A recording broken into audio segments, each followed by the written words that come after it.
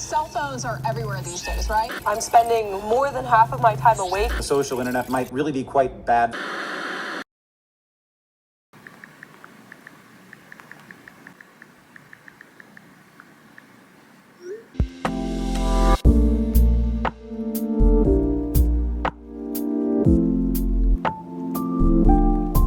Hey, sorry for fear-mongering in the intro to this video. I just needed an intro and I was feeling zesty. This is a little bit of a special video because I was in desperate need of an intervention. I've been doom scrolling so much lately, and that is personally to me a personal recession indicator. In my 2026 vision board, even though it's not 2026 yet, I'm just thinking ahead. Support women in the arts. The word that I chose is present, trying to move away from devices and social media. I decided that I wanted to break up with my phone.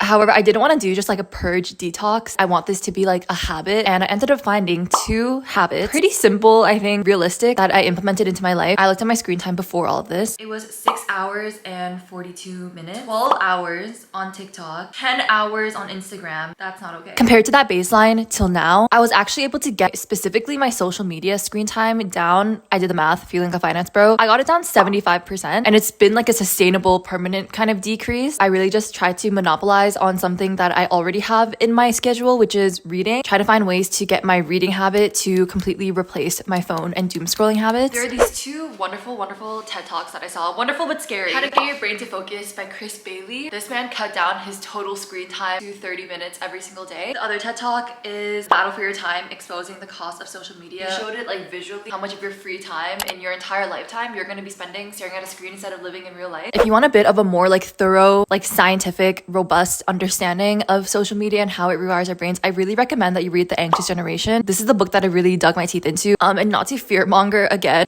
just read the book. The first habit that, if you take anything away from this video, please let it be this. Probably the thing that single-handedly changed the game for me. If you're entrenched and shackled into the Apple ecosystem like the rest of us, did you know that there's already a dumb phone setting built into your phone, and it's called assistive access? Pretty much makes your phone into a dumb phone without like the commitment of having to like actually toss out your phone and like get like a flip phone or something. With assistive access, you can choose what like applications are available to you, and you can only go onto those applications. So for me, I have like calls, messages, WhatsApp, camera, basic things to be able to like call and contact only specific people. And then I have music and podcasts for listening. I have Kindle and Goodreads for reading. And then I have the weather and Google Calendar because those are essential. It's like child safety. Obviously, no social media. So we're gonna lock in with my baby phone. You can find it under accessibility in your settings. Scroll all the way to the bottom. I think what makes this the best like dumb phone version of my phone that I've seen more than any other apps is that you can really customize what apps you're able to use. I was riding that dumb phone, flip phone wave like the rest of us, but I still need to be able to read on my phone, and it's not permanent. If you don't want to compromise everything on your smartphone, or you just want to dip your toe, you can switch it back to your regular phone anytime that you want.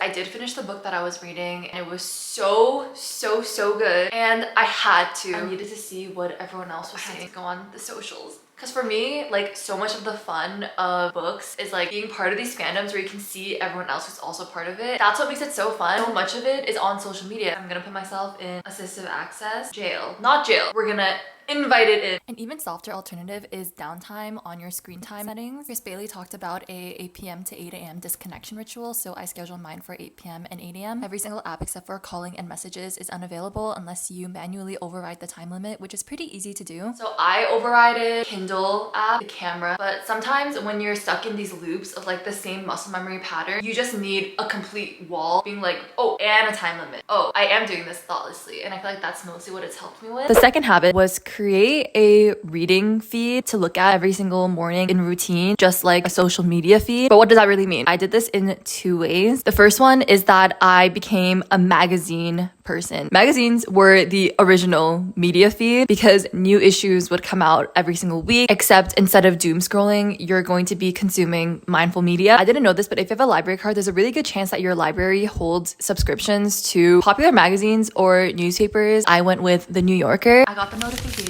The new issue of The New Yorker has just become available on Libby. I'm in Canada. I don't really know what exists outside of Canada. There's this one writer at The New Yorker who is actually my Woman Crush Wednesday, Gia Tolentino. video. Some of the sections are very specific to living in New York. So for those ones, I normally just read the book currents section and their little book reviews. I don't read the entire magazine throughout the week. I'll get through bits and pieces of it. But for the most part, I just pick one article that I feel like interests me. It could be the fiction section, critic section, book review section, television. So it looks like the current cinema section. Someone wrote about weapons. So I think today I'm gonna go into page 70. I feel like I've been hearing non-stop things about that movie and I wanna read what someone else thinks about it. And the second way I created my own reading feed is by going onto Substack. If you don't know what Substack is, I feel like it's kind of a niche thing. Not that niche, but like kind of niche, as in if you don't know it, you don't know it. But then if you do know it, I feel like you're really in deep and you can't live without it. It's almost like a blog post. People can start whatever blog or newsletter about whatever topic they want, from personal development, science, art, tech, business, anything that you want. And it basically feels like a mini magazine, except supports small businesses. To me, I feel like they actually read like long form social media posts, and then you just have an ever refreshing feed of super thoughtful Substack articles. People are so good, and it feels like you're picking the brain of these people on the internet who are like all thought daughters and thought sons.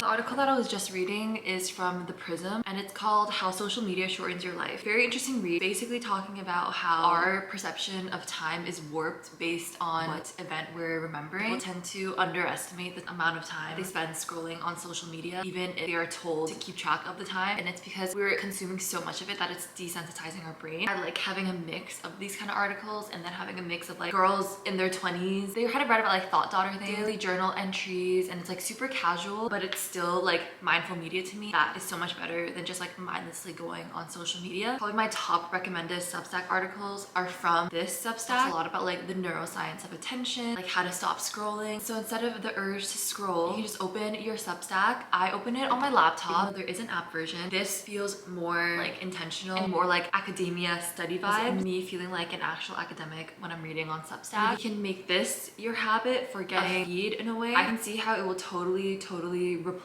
doom scrolling, go on social media first thing in the morning.